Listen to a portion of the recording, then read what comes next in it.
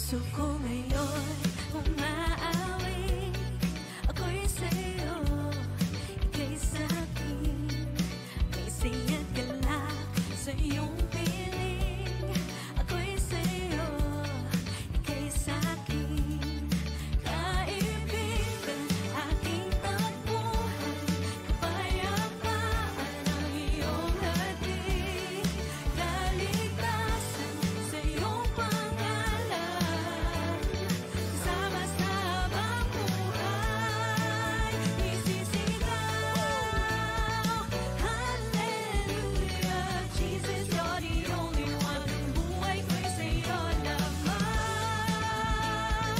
Hallelujah, wala nang hanapin pa, 'cause Jesus, you are more than enough.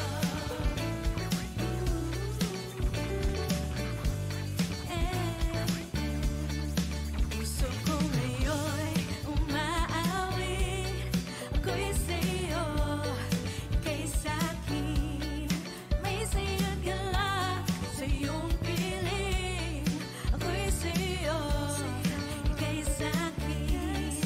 Kaibigan, aking takbuhan, kapayapaan ang iyong hatid, kaligtasan sa iyong pangalan, kasama sa habang buhay, isisigaw,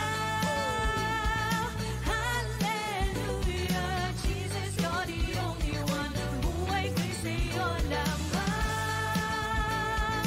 Hallelujah, wala nang hanapin pa, 'cause Jesus, you are more than enough. Ang idea of being rooted in Christ ay yung pundasyon, no? Kung gaano kalalim yung kinaugatan natin sa ating buhay sa Panginoon. Katulad po ito na isang puno o ng isang halaman, ang magdidikta sa isang puno na ito ay matibay at malakas, hindi sa gaano katamis yung mangga or kaya hindi gaano kadami yung bunga, kundi ang magdidikta sa puno kung gaano ito katibay ay yung ugat.